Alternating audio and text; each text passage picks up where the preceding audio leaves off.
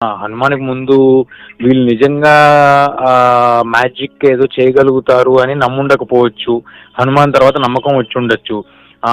అది ఎవరు పొరపాటు కాదు. బట్ డెఫినిట్‌గా ఇప్పుడు కొంత క్రెడిబిలిటీ అయితే బిల్డ్ అయింది sir amongst audiences and makers also. That వీళ్ళు నిజంగా కష్టపడతారు, ఎఫర్ట్ పెడతారు, ఏదో సర్ప్రైజ్ చేయగలరు అనే ఒక క్రెడిబిలిటీ అయితే బిల్డ్ అయింది. హనుమాన్‌కే నాకు చాలా ఒత్తిడి ఉండింది. అదే నన్ను చాలా ఇబ్బందికరమైన పొజిషన్‌లో పెట్టి రిలీజ్ చేశారు.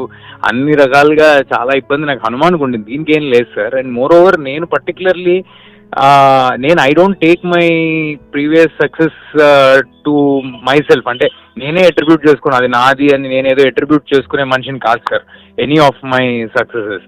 సో నాకు అదేదో దానంత చేయాలి, అలా చేయాలి, అలాంటి ఎక్స్పెక్టేషన్స్ నాకే ఉండవు ఫస్ట్ ఆఫ్ ఆల్. అండ్ ఏ సినిమాకి ఆ cinema independent. All that I have in hand is మళ్ళీ ఒక సినిమా అన్ని ఏజ్ గ్రూప్స్కి రిలవెంట్ సినిమా చేస్తున్నానా లేదా, క్లీన్ ఫిల్మ్ చేస్తున్నానా లేదా, దానికి నా 100% ఎఫర్ట్ పెడుతున్నావా లేదా, అంతవరకు చూసుకుంటాను సార్. ఇంకా ఈ రిలేషన్స్ ఇవన్నీ I don't think much of it. ఎందుకంటే ఇర్రెస్పెక్టివ్ ఆఫ్ హనుమాన్ ఉన్నా లేకపోయినా ఎప్పుడు సర్ప్రైజ్ చేయాలి, గ్రేట్ వర్క్ చేయాలి అనే ఇంటెన్షన్ ఎప్పుడూ ఉంటుంది. కాబట్టి ఆ ప్రెషర్ ఉంటుంది, కానీ హనుమాన్ వల్ల కొత్తగా వచ్చిన ప్రెషర్ ఏమీ లేదు. అది ఏదైనా కథ నేను ఎంచుకునేటప్పుడు ఫస్ట్ వెతుక్కునే విషయం ఏంటంటే ఏదైనా కొత్తగా చేస్తున్నామా లేదా, ఆల్రెడీ చూసిన సినిమా లాగా ఉండకూడదు. మన తెలుగులో అట్లీస్ట్ తెలుగులో ఇంతకుముందు మేము ఇలాంటి సినిమా చూసామని ఒక రెఫరెన్స్ పాయింట్ ఉండకూడని సినిమా వెతుకోవాలనేది ఫస్ట్ ప్రయత్నం సార్. రెండోది ఏంటంటే పిల్లలు, ఫ్యామిలీస్ అందరూ కలిసి థియేటర్కి వచ్చి చూడదగ్గ సినిమా చేయగలగాలి, ఇది రెండో ప్రయత్నం. మూడోది ఏంటంటే ఒక ఆడిటోరియం ఎక్స్పీరియన్స్ ఇచ్చే సినిమా చేయాలి. సో ఈ మూడు కోణాలు నాకు ఇలాంటి కథల్లో దొరుకుతున్నాయి సార్.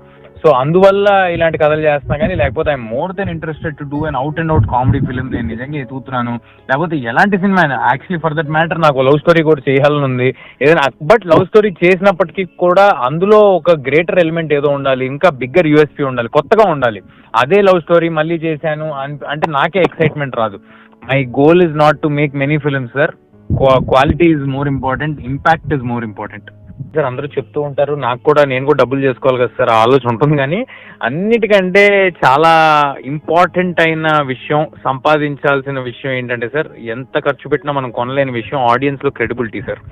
సో నేను ఒక 2-3 సినిమాలు వరుసగా చేసేసి వాళ్ళని ఒక్కసారి డిసప్పాయింట్ చేసినా నాకు చాలా బాధగా ఉంటుంది. అండ్ నేను బిల్డ్ చేసుకుంటున్న క్రెడిబిలిటీ, నా కష్టం తాలూకా వాల్యూ పోద్ది. సో నేను స్వతహాగా ఫినాన్షియల్గా సంపాదించుకోవటం కంటే నాకు వాళ్ళల్లో ఆడియన్సెస్లో క్రెడిబిలిటీ సంపాదించుకోవటం నాకు మోర్ ఇంపార్టెంట్ సార్. అందుకే కూల్గా, మెల్లగా, కాన్ఫిడెంట్గా సినిమా రిలీజ్ వచ్చే టైంకి నేను ఆడియన్స్ని థియేటర్కి పిలిచేటప్పుడు చాలా కాన్ఫిడెంట్గా, హ్యాపీగా ఉండాలి సార్. మీరు అందరు రండి, నేను ఫుల్ ఎఫర్ట్ పెట్టాను అనిపించేలాగా ఉండాలి. అంతేగాని నేనే 2-3 సినిమాలు చేస్తూ ఇది కాకపోతే అది అన్నట్టున్నాను, సరే రండి మీకు నచ్చితే చూడండి అని చెప్పలేను నేను. I can't do it. అది సార్, ఒక సినిమా ఎత్తుకుంటే అది అయ్యేంత వరకు మామూలుగా నాకు పెళ్ళిళ్ళు, పేరెంటాలు, ఇంట్లో బర్త్డే పార్టీలు కూడా అటెండ్ అయ్యి లేకపోతే కూర్చునే మెంటల్ స్పేస్ నాకు ఉండదు సార్. సో అందువల్ల నా నెక్స్ట్ ప్రాజెక్టుల గురించి కూడా నేను అసలు సినిమా రిలీజ్ అయ్యేంత వరకు ఆలోచించే మైండ్ స్పేస్లో ఉండను ఎప్పుడు. సో దానివల్ల అది ఇంకా ఫైనల్ చేసుకోకుండా వెయిట్ చేస్తూ ఉన్నాను. ఇప్పుడు లేదు సార్, జాంబీ రెడ్డి 2 ఒకటే చేద్దాం అనుకుంటున్నాను. ఇప్పటికైతే వేరే ఇంకా ఏం సినిమాలు ఏమి కమిట్ అవ్వలేదు సార్.